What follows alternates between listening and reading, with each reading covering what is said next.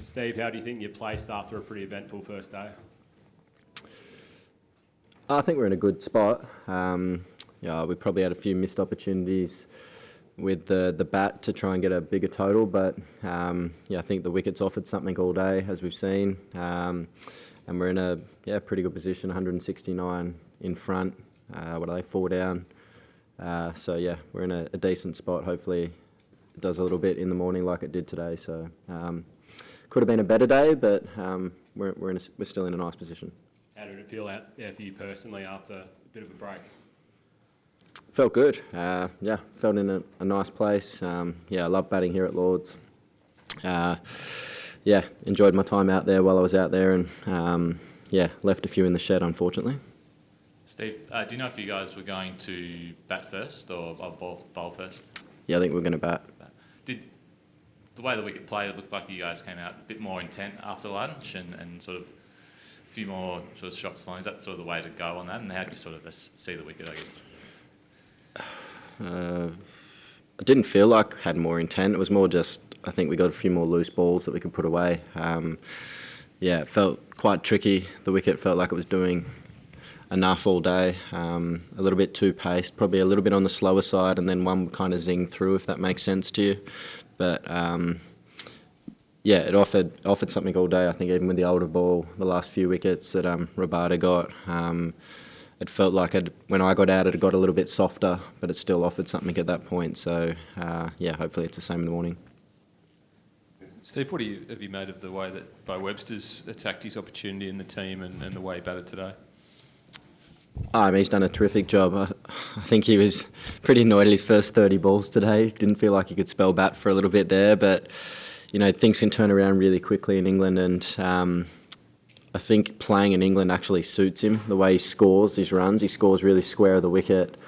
So when the ball's swinging around, it suits him. He gets it on the top of the bounce, being tall, and like I said, he defends nice and straight and scores really square, which I think's a good trait in England.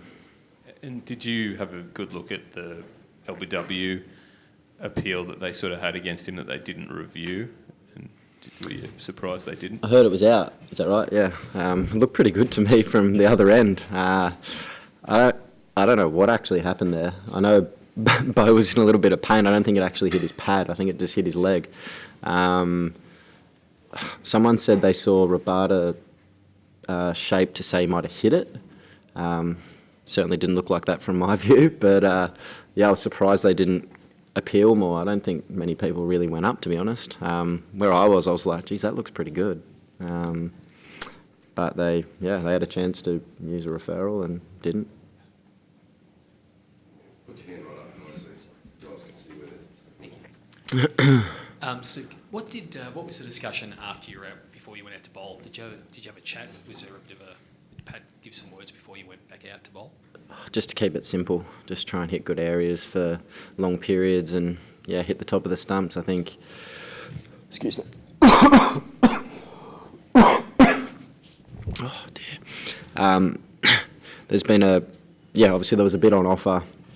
A little bit of variable bounce, as we saw. We were standing really close at slip, and we had a couple still not get to us. So a little bit of variable bounce and a bit of sideways movement. So it was basically just keep it really simple, hit the top of the stumps, and challenge the defence. Steve, just a word on Rabada. You faced him quite a lot. This might sound strange, but what makes him good? Because he's not particularly fast. He doesn't really move it around. He doesn't really have something unique about him. But he obviously gets a lot of wickets and is very good. What is it about him? I wouldn't say he doesn't move it around. Okay. I think he's got good skills. He can shape the ball away, can nibble it both ways. He's relentless. He's always at you. He's always up for the challenge. He charges in all day, and his record speaks for itself, doesn't it? He's a quality bowler and showed that again today.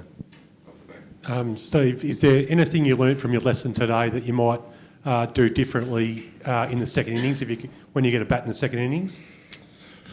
Don't nick the part-time off-spinner. Down the slope. I'm still trying to fathom how I've done that. But, don't do that.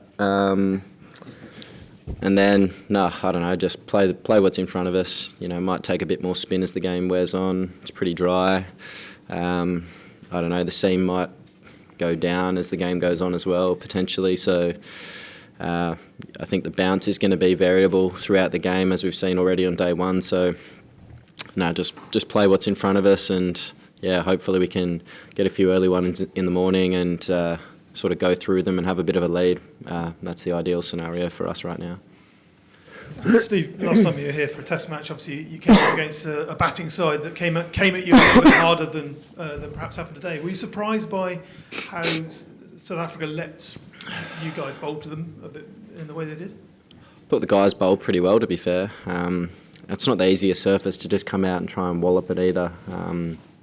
I think the couple of times they went at it and tried to drive the ball, we got the edges. So a couple of them played quite nicely when they were late and defending under their eyes. It was pretty, difficult to get out, I suppose, for them at that stage. So,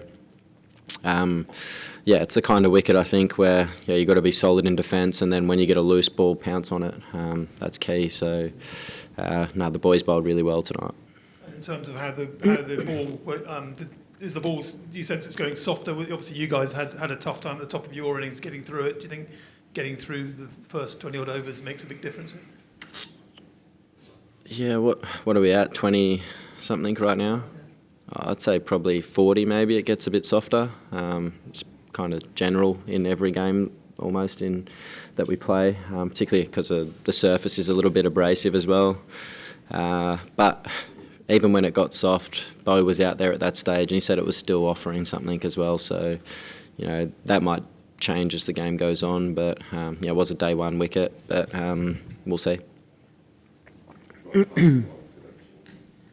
Steve, it probably feels like a long time ago, but Marnus in the opening role, how do you alter his expectations given the trickiness of the conditions, and what was the sort of pass mark for him in that role today? I thought he started pretty well today. He looked really sharp in his movements. He left really nicely. He was solid in defence, and he played some really good shots. So, I think it would have been nice to have gone on and made a few more, as it would have been for all of us out there. But I think we can take some positives on the way he was moving and the way he was playing.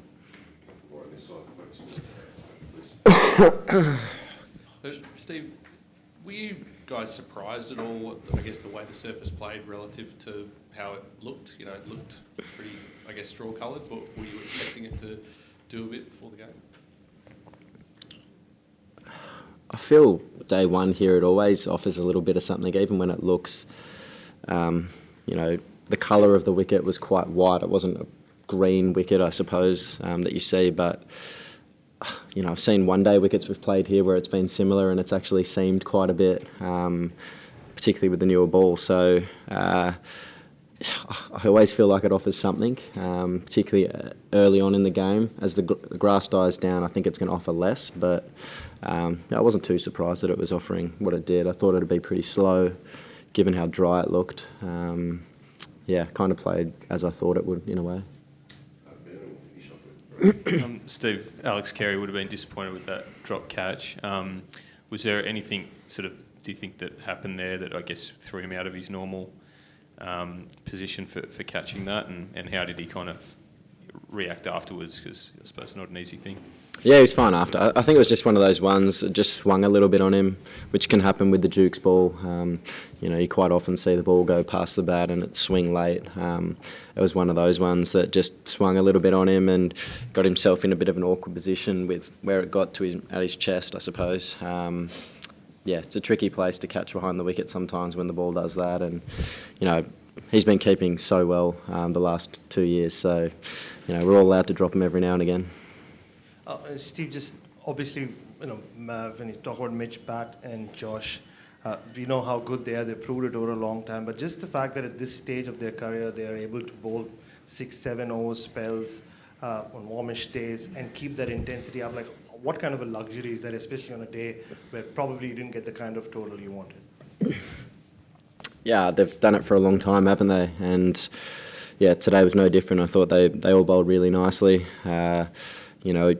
When you've only got a couple of hours to bowl in the night, you can probably give a little bit more, knowing you're going to have a break afterwards. And the boys bowled a couple of long spells. It wasn't too warm out there, so that was nice. It was a pretty good temperature, which always helps. But they keep coming again and again, and I've done it for a long time. And I looked up today and I kind of forget every now and again. Starkey's played 97 tests this one, which is a hell of an effort for a fast bowler.